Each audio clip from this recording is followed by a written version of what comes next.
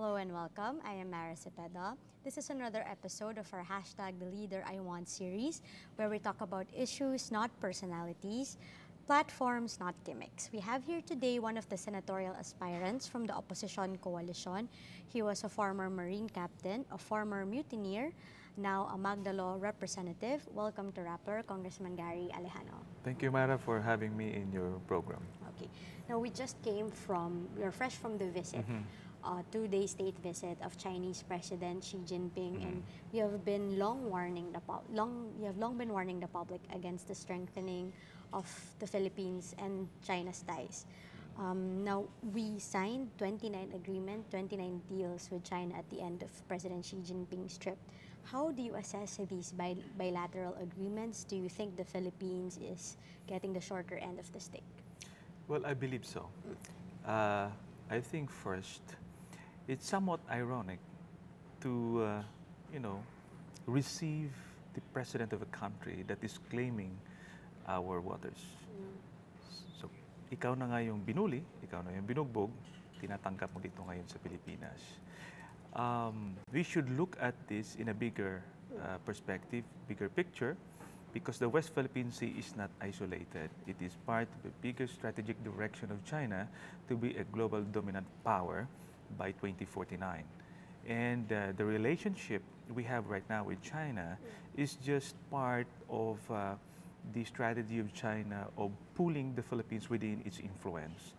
So the economic relationship we have with China right now is definitely connected with our relationship at the West Philippine Sea.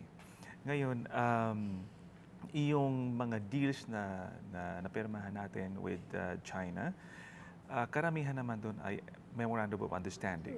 Although wala pang detalye yan, but it's already reflective of what will happen in the future. Especially doon sa, very concerned ako doon sa Memorandum of Understanding on joint exploration of gas and oil on relevant waters. Hindi pa nga sinabi kung saan, but I understand it's already, it should be done in the West Philippine Sea sa RIDPA. Sir, how will you explain to the ordinary Filipino the implications of the Memorandum of Understanding on Cooperation in Oil and Gas Development between the Philippines and China? What would be the implications of this sa ating victory sa The Hague over the West Philippine Sea? And ano implications niya sa buhay ng ordinaryong Pilipino? Unang-una, the fact that we have recognized China in sharing with our own resources in our own waters is already a victory on the part of China. Kahit nga hindi matuloy ang actual drilling of gas and oil, ang China panalo na dito because we acknowledge them sa sarili nating karagatan. So it weakens our victory before The Hague because the ruling said that China doesn't have entitlements in South China Sea, in the West Philippine Sea. But the fact that we, the Philippines, tayong nag-recognize sa kanila na tayo dapat ang unang tatayo, it weakens our position. Tapos pangalawa, titingnan natin ito na kompetensya sa ating energy sources dahil may gas and oil ang West Philippine Sea at mauubos na yung Malampayan na nagsusupply ng 40% ng energy requirements ng Luzon. Pangalawa, kompetensya ito sa pagkain ng mga Pilipino dahil yung ating mga mangingisda na siyang nagpapakain sa mga Pilipino ay nalilimita ang kanilang pangingisda in spite of the pronouncement of this administration that our fishermen cannot freely fish at the West Philippine Sea. I don't agree with that. While they can fish, it's very limited dahil may checkpoint yung China doon. And lahat ng magagandang kuha nila kinukuha ng China. So in fact, they're the ones controlling West Philippine Sea and Scarborough Shoal.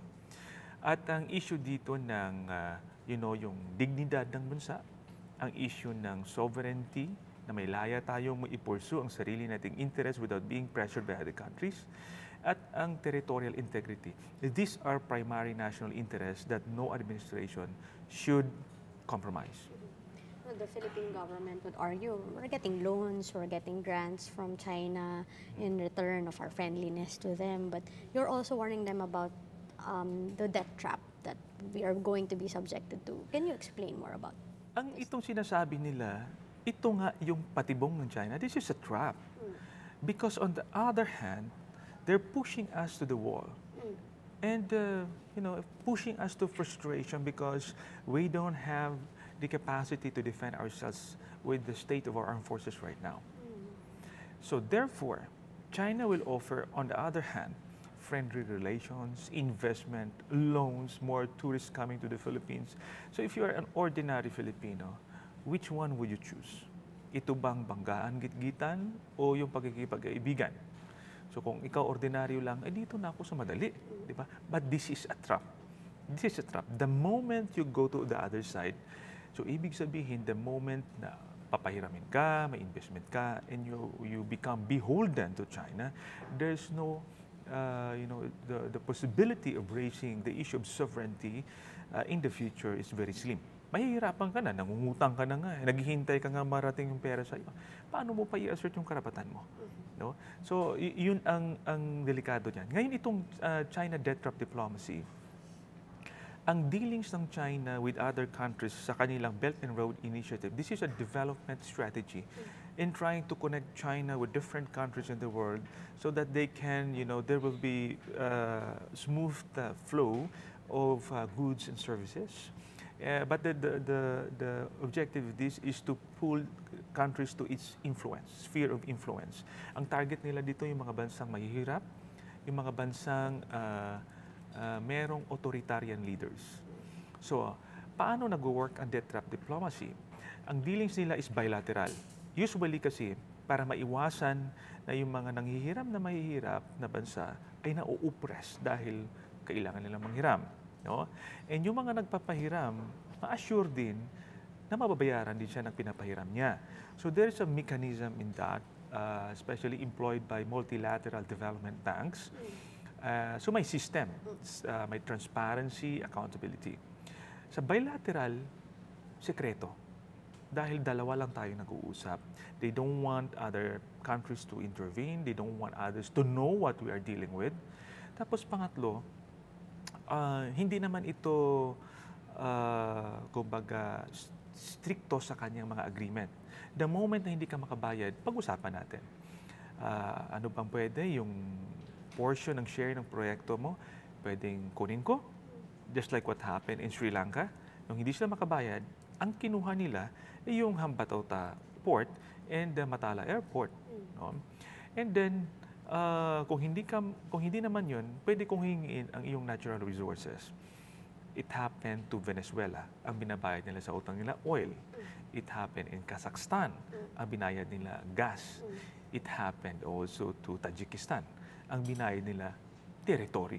There is a disputed territory between China and Tajikistan in northwest of Xinjiang province. So in order to write off the loans of Tajikistan to China, because the external debt of Tajikistan, 80% of that come from China. So ang binayad niya, 1,500 plus square kilometers of territory. So, tatalian ka niya. Sa atin ba may possibility na mangyari yan? Well, that's the reason why we're warning this country, this administration. Because it happened already to other countries. And I don't think China will change its strategy purposely for the Philippines. Ito yung strategy niya. So kukunin kita, akala mo kaibigan kita, there's no such thing as free lunch. You will pay me, and the moment na hindi mo ako mabayaran, I can demand for more. So this is the debt trap diplomacy. Sir, do you have any apprehensions? We're still in the issue of China. Do you still have any apprehensions with China Telecom and Mislatel becoming our third telco here in the Philippines? Meron ba yung implications on? Definitely.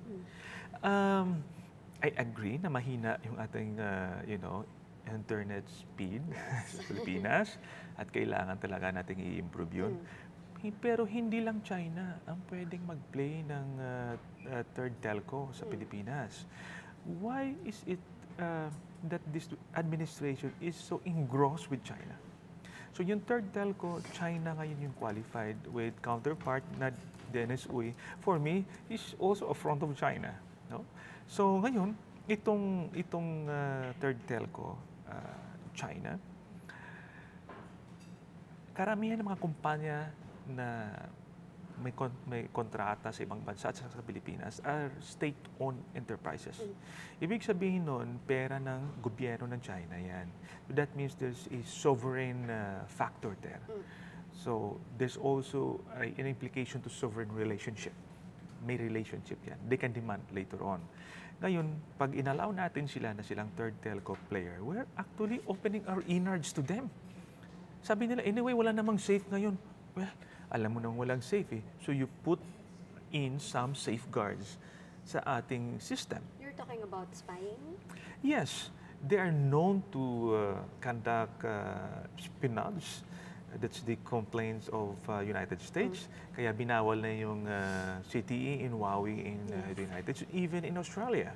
So, kasi pag inallow natin yan, ano yung security ng communication, especially in government? Nasaan na yan? No?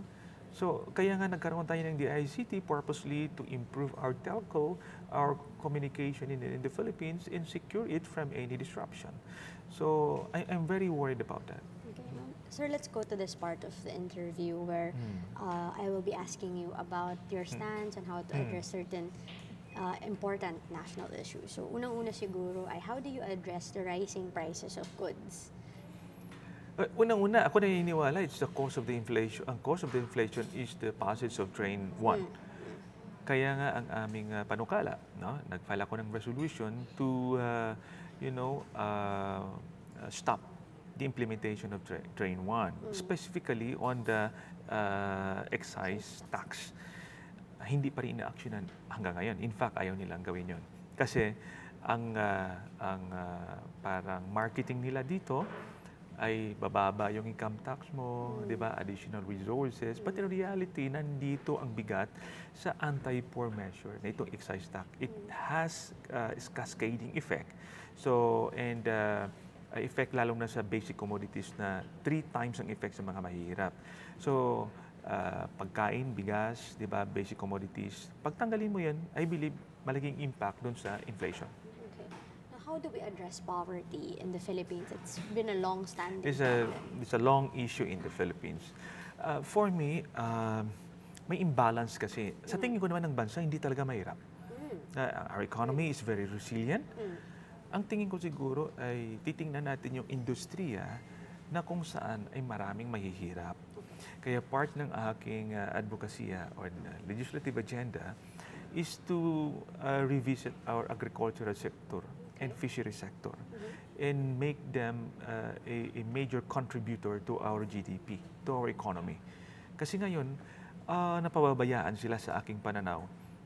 In our deliberations sa Congress, sinasabi ng economic managers that we are not anymore an agricultural country, that for them to justify putting in more money to infrastructure.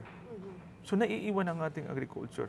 I cannot understand we're running out of rice. I cannot understand that we're going to import galunggong to the Philippines. So mayamang bansa tayo.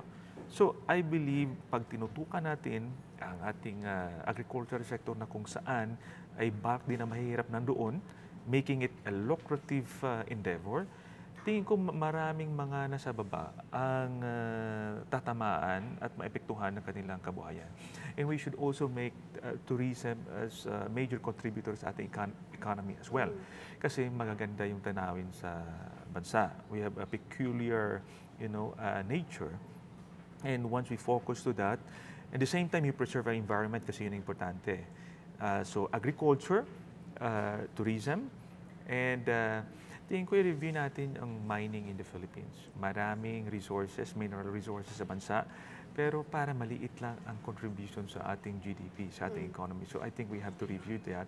And also, let us focus on how to develop our strategic resources.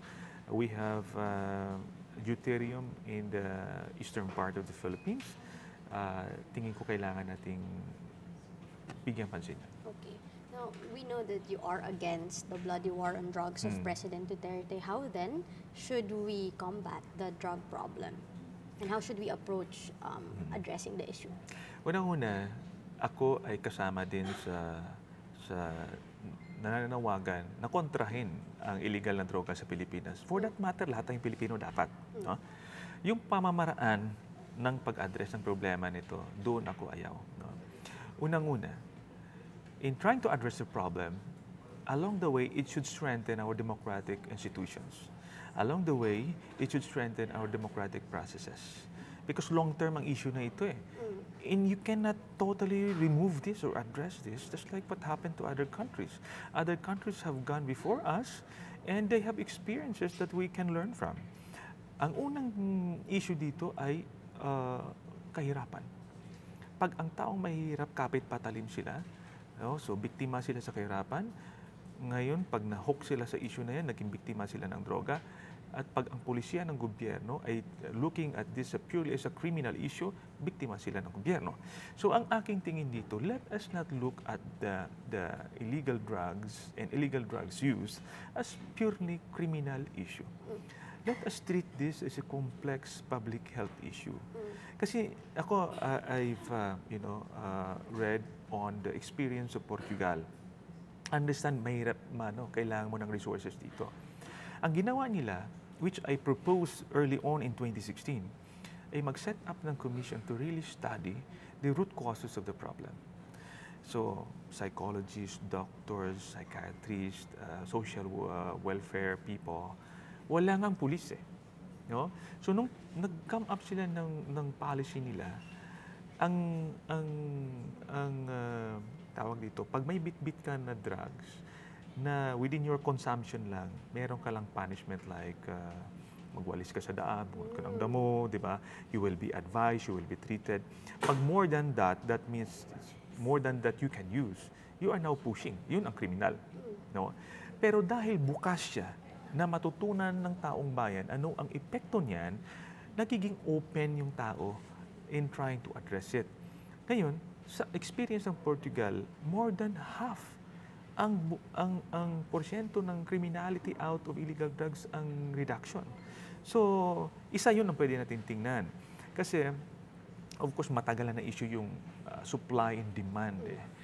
Sa present administration, clearly after 2.5 years of killings, bakit lalong dumadami ang drugs sa Pilipinas? Bakit lalong nagmumura ang drugs sa lansangan? Ibig sabihin nito, dumadami ang supply ng droga sa Pilipinas. So, ngayon pa lang, nag-fail na yung war on drugs ng Presidente. Doon sa supply and demand pa lang, ang isang issue ng failure din doon, you're destroying our democratic institution. Yung mga gumagamit ng droga, manifestation lang ito ng failed system. So, dapat ang justice system natin, i-address natin dito.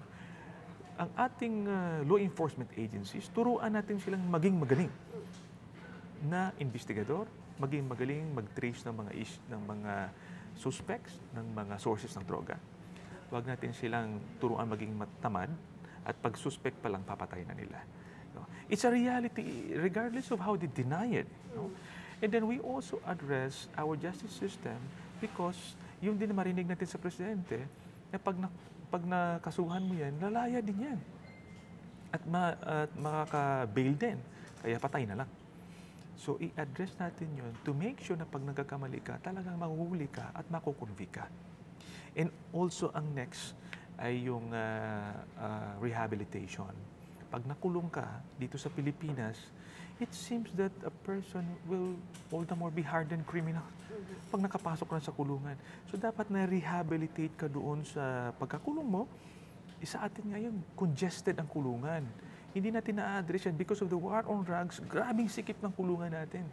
So, sa akin, at the end of the day, they are Filipinos. Sila ang sinisilbihan natin. Huwag tayong napakalupit sa kanila. And ang source ng drugs ay nasa China. Alam natin yan in our investigation in the House with the PNP, PDEA, Customs, like yung nangyari ngayon sa magnetic lifters. No? China ang bulk. So why is it that we're not addressing the bulk of the source of the bulk of drugs? So kailangan tanggalin mo yan. No? So sa akin, strengthening the justice system, the law enforcement agencies, and treating it in another perspective, more humane.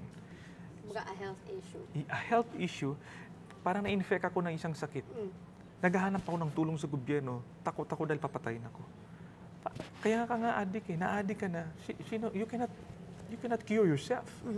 So, kailangan ng intervention ng gobyerno, something na yung more humane at inaalagaan mo ang iyong taong bayan. Is it time for charter change? Do you agree that the Philippines should shift to federalism?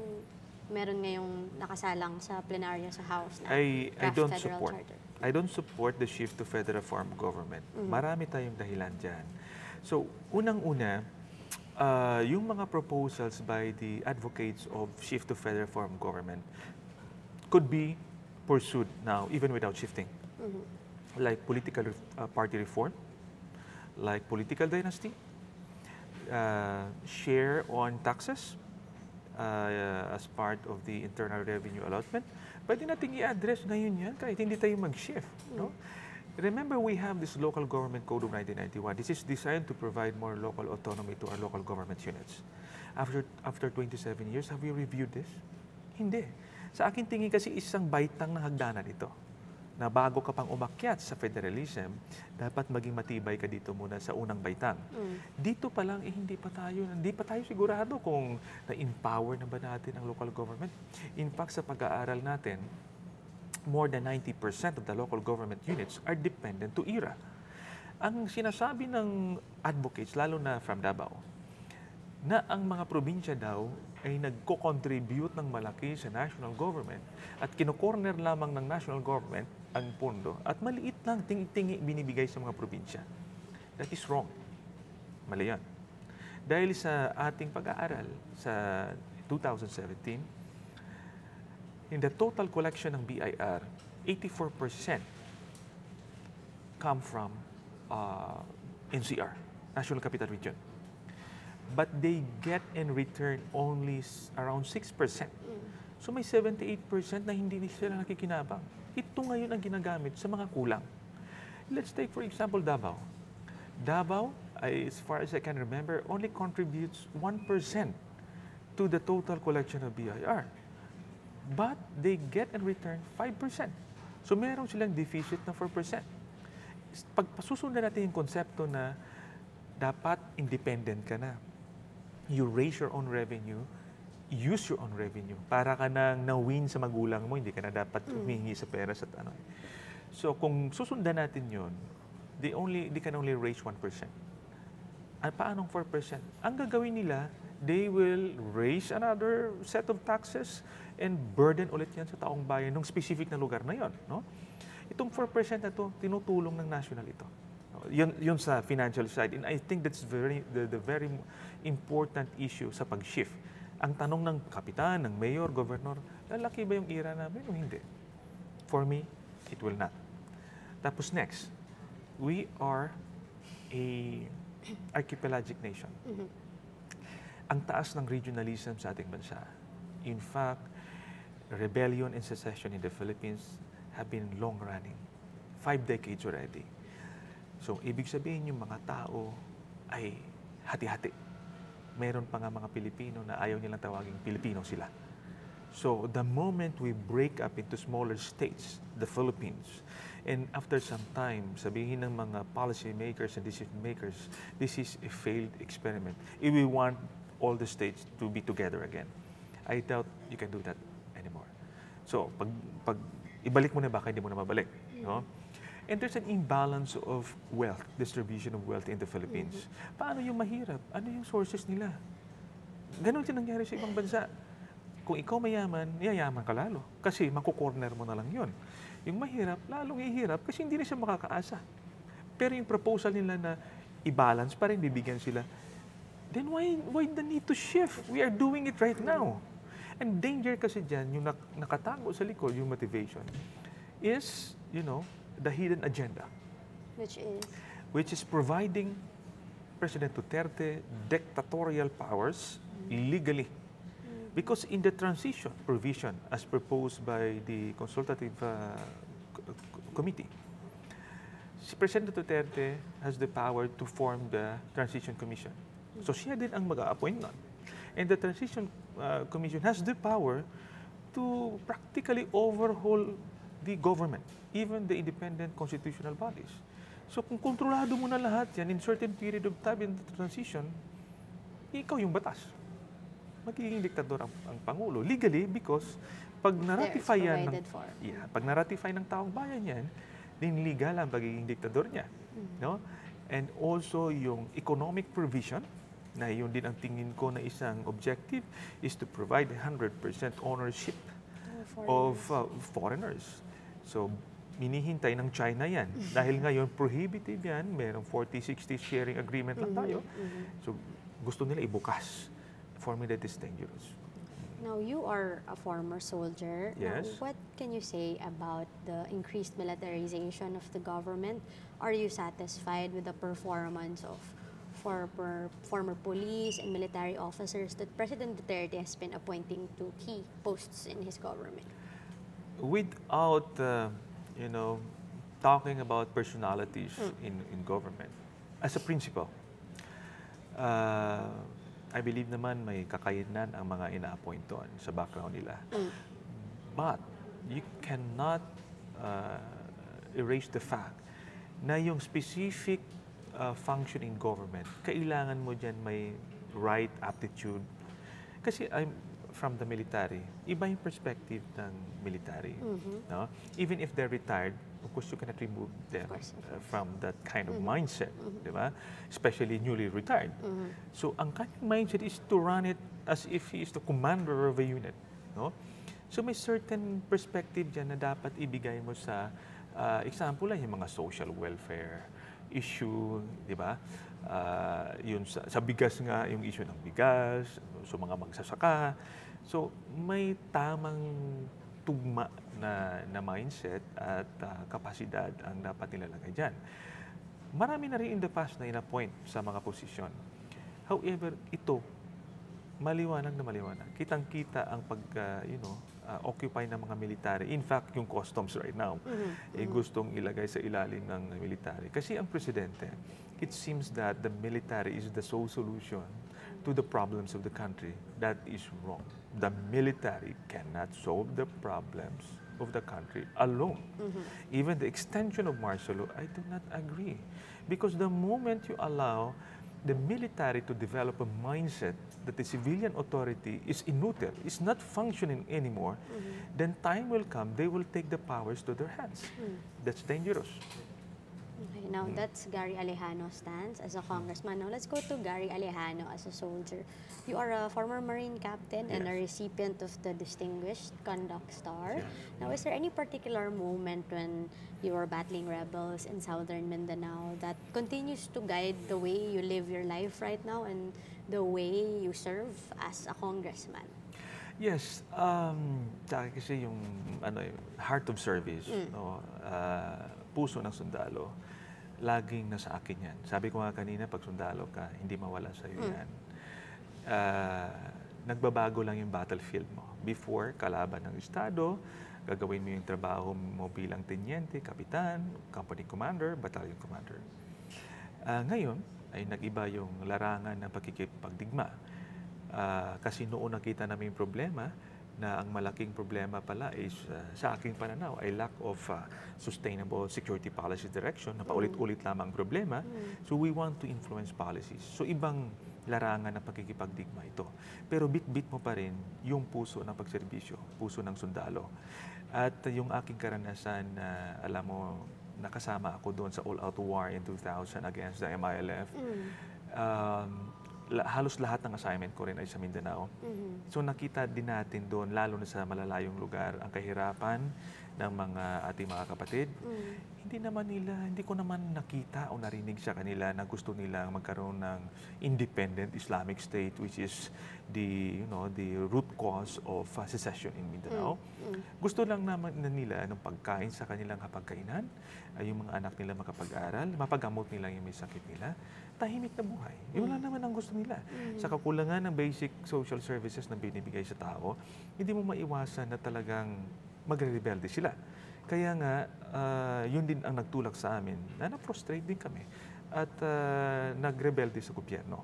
Kasi gusto natin maiparating sa taong bayan ang problema ang hinaharap natin. So yun ang bit-bit din natin. That is why I'm very passionate also on the issue of the Bangsamoro Basic Law. Because I was assigned the core areas of the Bangsamoro. I continue to believe, just like in federalism, You cannot change the political culture there. You cannot change the political outlook of the people there and the dynasty there if you if you change autonomous region of Muslim Mindanao to Bangsamoro Organic Law. You cannot also change the political dynasty in the culture if you shift from present system to federal form of government. You cannot do that. No? So, yan din. And also, I'm very passionate also on the issue of territorial integrity. When I was signed in Maguindanao, in Lanao, parang hirap po tanggapin na mayroong rebelde na kalaban ng Estado controlling certain portion of Philippine territory. That should not be. Because the function of the armed forces is to preserve the territorial integrity of the country and protect its sovereignty. So pagdating sa pag-aagaw ng China sa ating mga teritoryo, sentimental tayo dyan. No? At karamihan ng mga kasama ko dati sa Marines, no? Ay sila din ang humaharap ngayon sa mga isla, sa Spratlys, sa Palawan, na laban sa China. So, alam ho natin na ang ating mga ninuno ay lumaban, no, nagbuwis ng kanilang buhay para magkaroon tayo ng kalayaan, regardless kung ano ang kanyang kakayanan. Hindi sila tumingin na yung hawak nila itak lang, sibat lang, ang kalaban nila ay dambuhalang dayuhang bansa. Just like now, regardless of the state of our armed forces, by all means, we should defend ourselves. We're not going to war actively, but we should defend ourselves in case of attacks, in case of oppression. Yun ang ibig sabihin ko ng giyera, kasi dalawa ang giyera, offensive and defensive. Hindi dapat natin hinayaan na inaapakan ho natin, inaapakan ng ibang bansa ang ating dignidad. Kasi it defines who we are. If you try to develop that mindset of the Filipino people that they are, defenseless, that they can be, oppressed, that the government cannot defend them, para tayong talunan ang ating mga anak, tuturo natin yan. So, yun yung bit-bit natin sa trabaho natin, na experience natin sa pagiging sundalo. You were imprisoned because you had joined the 2003 Oakwood Mutiny against the former president and now Speaker Gloria Macapagal Arroyo. But I have been covering some of the opposition coalition events and mini-mention nila doon na your wife, si Mamini, ay sinamahan kayo in prison. It's a story that not a lot of people know about. So how did you survive that point of your marriage and how did you raise your children sa ganong environment? Actually, nung nangyari ang Oakwood incident on July of 2003, I was newly married. I was married December of 2002. So parang 6 na buwan pa lang kaming nagsasama mag-asawa. So nagpasalamat din ako na nandyan yung aking asawa in spite of the very challenging situation na kung saan ay buntis siya at that time sa twins sa panganay namin. No? So, nung nakulong ako, and because of the stress, naharas kasi siya sa kampo. No? Tinutukan siya ng baril. So, nagkaroon siya ng premature delivery ng aming panganay na kambal. So, 8 months and very, sinabi sa amin, very dangerous yun. No? So, na-hospital yung aking kambal ng almost 2 months, pati na rin ang aking asawa. No? Because of the stress. I was only allowed after 3 days by the court to see my children. No? So, parang 4 pounds ang isa. Ang liliit. Ini-incubate sila. God is good. Mag-survive sila. No? And nung 3 years old na sila, inalaw ho kaming ang pamilya na magstay sa... Kasi nalipat kami sa Fort Bonifacio sa Marines eh. We were allowed to have our families with us. It's sa compound kasi hindi selda yun eh. Hindi katulad sa ISAF na nakaselda kami. No? So they were allowed for some time inside detention. So nagkaroon ako ng time sa aking mga anak because my wife was also busy at the time working. So nakikita lang kami pag umaga-gabi. Ganun lang, no? But basically, buong araw, alaga ko yung mga bata. No? Ako yung nagluluto. Ako yung naglalaba ng mga damit nila. And doon ko rin nasimulang turuan sila. No, tingin ko doon nagsimula ang aming homeschool because we have been homeschooling the children for 9 years now. Wow. So, and also, sa loob ng kulungan, nagkaroon kami ng 3 anak. Mm. No? Pumasok akong walang anak. Nung lumabas ako, 3 na ang anak namin. No? Nung lumabas ako, 7 years old na ang kambal. And nagpapasalamat ako sa aking wife kasi nung wala ako, siya yung tatay, siya yung nanay. No? At lalong naging matibay ang aming relationship. And paglabas ko, to make up time, nagdesisyon kami mag-homeschool. Pinatigil ko rin ang wife ko sa pagtrabaho para magkasama kami. Pero nagustuhan namin kasi yung homeschool din dahil even in the olden times, yung primary role ng magulang is to teach your children, no? Inculcate the values you want them to have. So, nagustuhan namin so for 9 years now ay nag-homeschool kami. I also believe that nation building starts at home. How did you prepare your family then for a life in politics na yung tatay nila, yung asawa ng yung wife ay in politics? How did you prepare them for the 2019 elections in particular? You know, the Senate campaign is a whole different animal in itself. Well, ang aking mga anak, ang aming values sa bahay should not change dahil naging congressman ako or even maging senador ako. We maintain a simple lifestyle. Kung ano yung aming buhay bago ako pumasok sa politika, dapat ganun pa rin. No?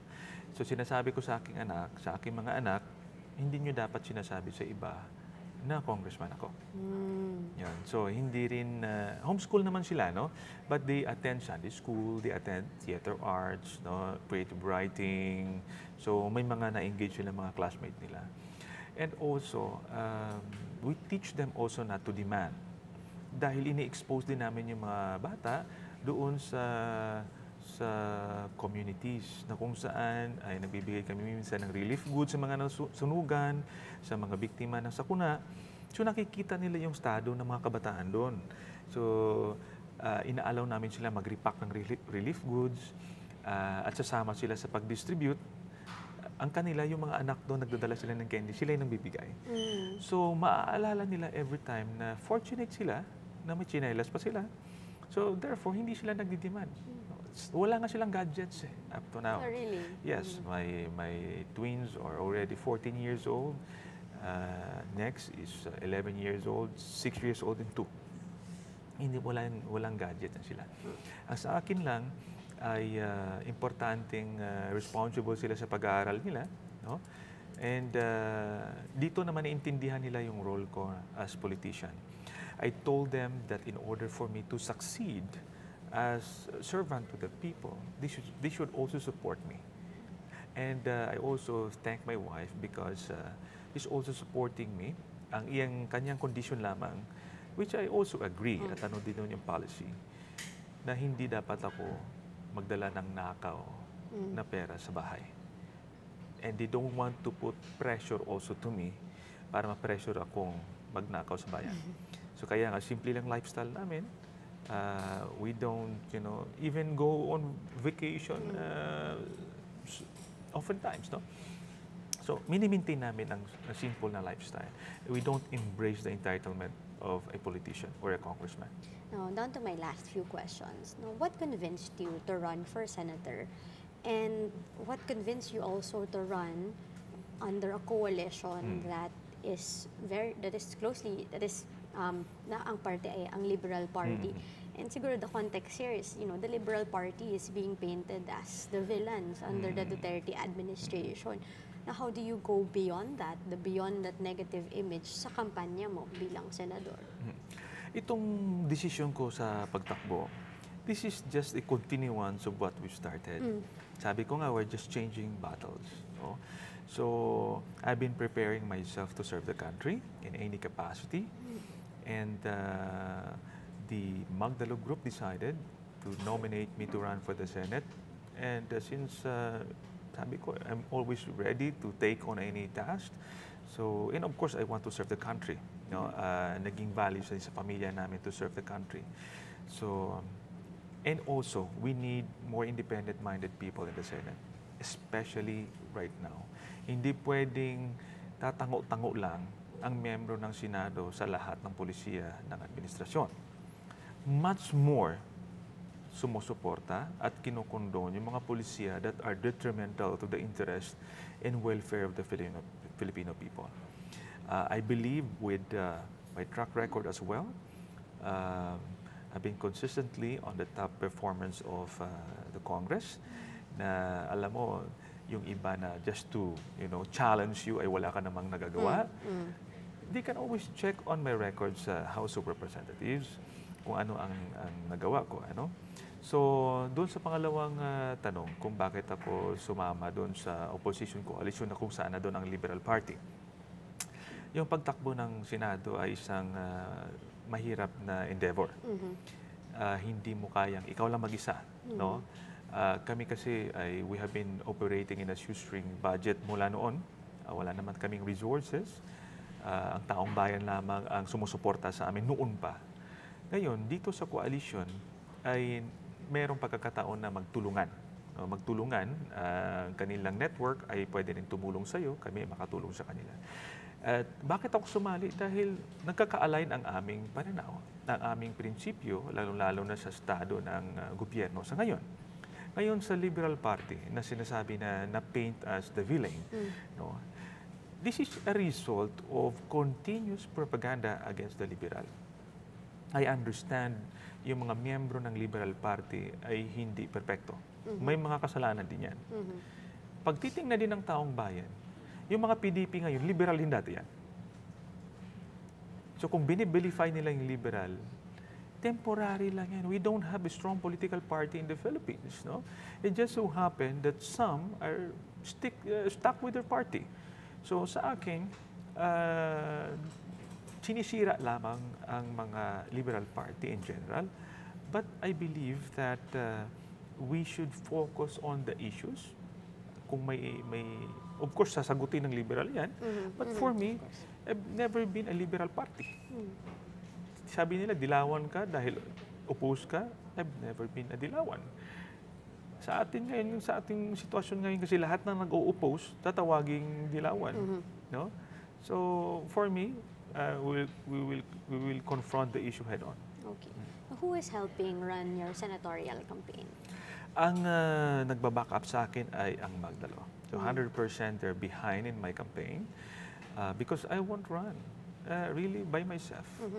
Since they nominated me and they have promised to support me, so nandito ako. At gusto ko rin along the way, I should not compromise my principles just for the sake of winning. Mas mabuti pang hindi ka manalo, pero hindi masira ang sarili mo. Sa akin kasi magkakaroon ka pa ng credibility pag nananalo ka na hindi mo kino-compromise yung iyong prinsipyo. So, lagi namin dinadala ang issue sa taong bayan. Noon pa ay inaangat kami ng taong bayan. And I'm so thankful. I would like to take this opportunity sa mga ordinaryo mamamayan, especially overseas Filipino workers. Nagpapadala ng suporta nila sa akin sa simpleng pamamaraan. No? Yun ang nakakatulong sa akin everyday or day-to-day activities. At hanggang ngayon ay patuloy silang sumusuporta. So I would like to thank them for helping me. And of course, lastly, I believe that this is my calling. And hindi naman, it's not about me. I feel that this is the calling given to me by God. And I would not want to do this just for the sake of power. I'm doing this because I believe this is the right thing. Siguro ito na yung huli kong tanong. No? If Gary Alejano wins as senator in the 2019 elections, and as your campaign jingle goes, what kind of soldier will you be for the Filipino people? What kind of legislation can the public expect from you? Yes. Alam natin ang Senado ay collegial body yan. Pero importante makita yung gusto mong gawin sa pamamagitan ng inyong mga proposal. So I have a legislative agenda. No? Unang-una, yung security sector reform ay napaka-importante dyan sa amin because I cannot deny the fact na doon kami nanggaling. Ang persona ko, for that matter, the reason of my being is because of what we've started in the armed forces. So makakaasa ang armed forces ay focus more on the strengthening of our armed forces, the defense of our sovereignty and territorial integrity.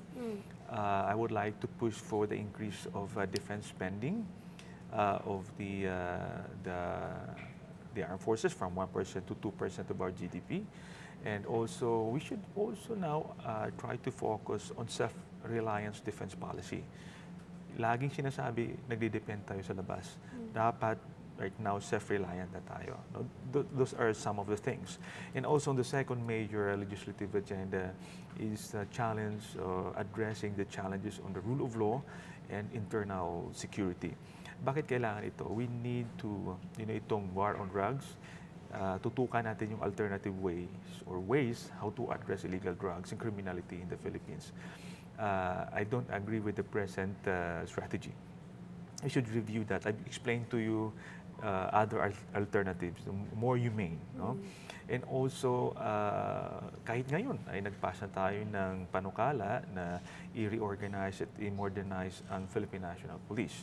So maraming mga panukala na patungkol sa Philippine National Police. And I would like to strengthen our Philippine National Police to take on the the internal security issues in the country. Kasi may duplication eh. Ang armed forces, internal security, ang police, internal security. Kaya naiiwan natin ang external defense natin. So I want to focus on that and also on support on armed services like BGMP, Bureau of Fire, no, and itong Philippine National Police. And also the challenge on sustainable development in the country.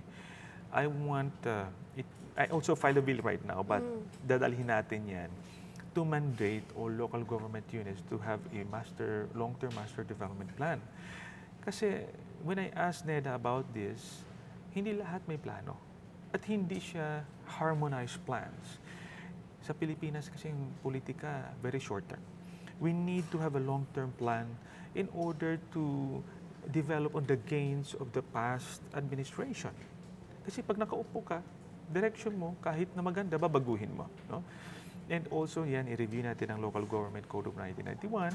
No? Ang sustainable development ay kailangan maprotektahan natin ang ating natural resources at ma-develop natin itong maritime resources natin. I propose for a creation of a Department of Maritime and Oceanic Affairs para ma-harmonize natin yung policies and department operating on our waters. Kasi ngayon, wala tayong harmonization dyan. No? And also, championing good governance, anti-corruption. Noon pa man ay talagang tinututukan natin yan. Kasama dito na hindi lang legislation, kundi yung oversight function ng Kongreso, na kung merong kalabisan, yung pag-aabuso sa pwesto, dapat laging ready tayo dyan, dapat laging listo tayo dyan. Hindi pwedeng tahimik lang tayo sa mga abusado sa gobyerno. And of course, I would like to support the strengthening of independent constitutional bodies para makaprovide talaga sila ng tunay na check and balance. No? And inclusive economy. As I mentioned earlier, we should make tourism, agriculture, and fishery sector, and even our mining as major contributors to our economy. So, yun yung mga tutukan natin. And ito something intangible, pero I think it's very important about our identity. Rediscovering, preserving, and enriching our Filipino values and cultural heritage. Kasi ang nangyayari we have a weak sense of history of our country. Parang hindi natin kilala kung sino ba tayo. Kaya nga, ako nahihinaan ako ng nationalism sa bansa.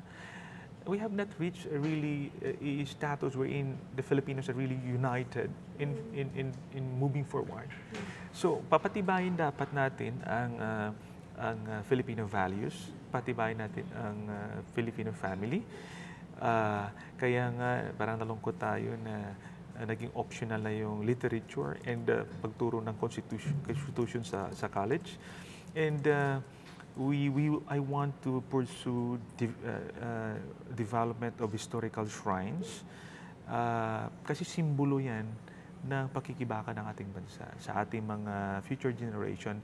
Yun ang nagbibigay ng inspiration sa ating mga kabataan.